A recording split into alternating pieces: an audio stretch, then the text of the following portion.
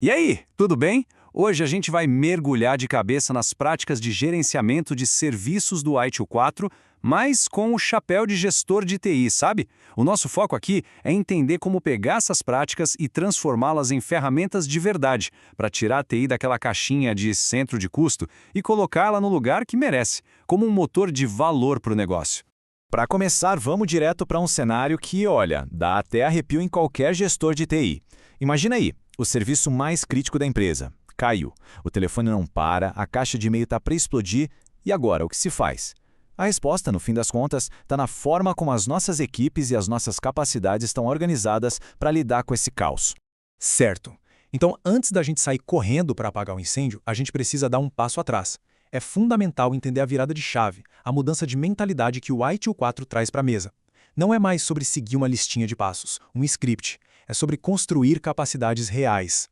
E a maior evolução do ITIL V3 para o 4 está exatamente aí, na troca da palavra processos por práticas. Pode parecer só um detalhe, mas não é. Processos, muitas vezes, eram vistos como algo engessado, sabe? Linear. Já as práticas, elas são mais completas, mais flexíveis. Elas foram pensadas para se adaptar a esse mundo de negócios maluco e dinâmico que a gente vive hoje. Mas afinal, o que é uma prática? Pensa assim, é uma capacidade completa que a organização tem para fazer alguma coisa. É tipo uma caixa de ferramentas super equipada. Dentro dela, a gente tem gente, informação, tecnologia, até os parceiros, tudo integrado para chegar no objetivo. É bem mais do que uma simples receita de bolo, com certeza. Beleza. Entendido isso, vamos voltar para o nosso caos. Serviço crítico fora do ar. Agora a gente vai ver na prática como um conjunto de práticas trabalha em conjunto para resolver a parada. É a nossa resposta operacional entrando em campo de forma rápida e eficiente. E o estopim de tudo é esse aqui. Alguém, um usuário, percebe o problema e liga, ou manda um e-mail. Esse é o gatilho. É o que inicia toda a nossa cadeia de resposta. E olha, a maneira como essa primeira conversa acontece, ela é absolutamente crucial. E quem é que está na linha de frente para atender essa chamada? O Service Desk.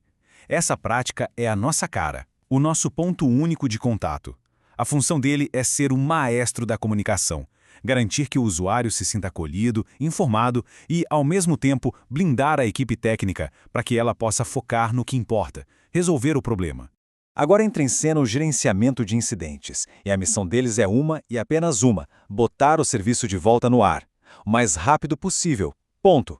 Ninguém que está preocupado em descobrir o porquê de ter caído agora. A meta é restaurar, minimizar o impacto para o negócio.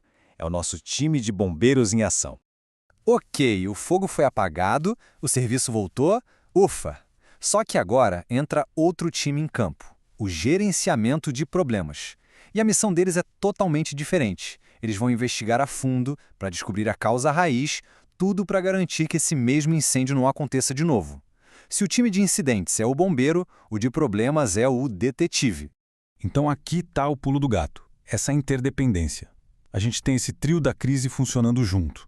O Service Desk é a voz cuidando da comunicação. O gerenciamento de incidentes é agilidade, focado em restaurar. E o gerenciamento de problemas é inteligência, trabalhando para prevenir. Juntos, eles são um sistema de resposta que realmente funciona. Tudo bem, serviço no ar de novo. Agora vamos dar um zoom out, sabe?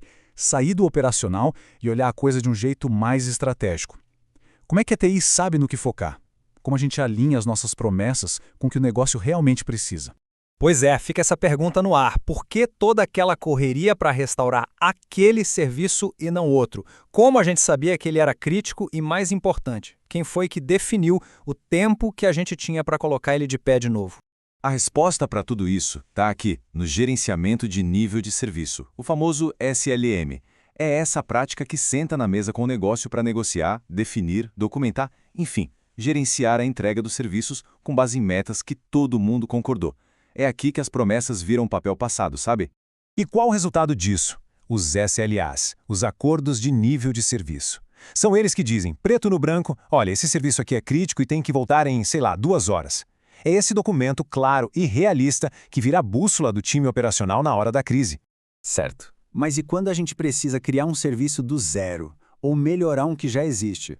Aí entra outra prática fundamental, a análise de negócios. Pensa nela como a ponte perfeita entre a TI e as áreas de negócio. O pessoal de análise de negócios vai lá, entende a dor, documenta o que precisa ser feito e garante que a solução que a TI vai construir realmente resolva um problema de verdade. Agora, vamos descer um nível. Vamos falar da fundação que sustenta essa casa inteira. Porque, nenhuma dessas práticas que a gente falou funciona se a base técnica não for sólida e muito bem gerenciada. São essas práticas que mantêm a luz acesa no dia a dia. E aqui a gente vê o trio que forma esse alicerce. Primeiro, o gerenciamento de infraestrutura e plataforma. São os caras que cuidam dos servidores, das redes, da nuvem, a base de tudo. Depois, vem o gerenciamento de software e aplicações, garantindo que os sistemas que o negócio usa rodem lisinho.